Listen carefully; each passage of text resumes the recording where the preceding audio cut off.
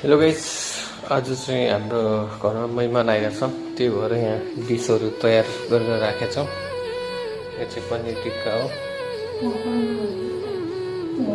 पाहुना भन्छन्, पाहुनाहरू आइरहेको छन्। यहाँ सब कुछ रेडी भइसकेको छ। यहाँ चाहिँ पनिर टिक्का अब एकछिनमा लगाउने हो। त्यहाँ चाहिँ मेरो बुढी बसिरहेछ, रुइरहेछ। पाहुनाहरू आइरहनु आज धेरै काम हुने भनेर। किन रुइरह बुढी? नरौ न यार, तिमी रुइरहेछ।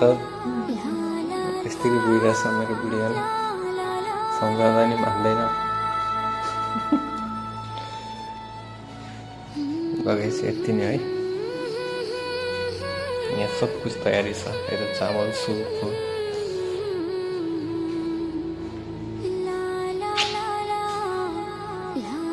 Okay guys.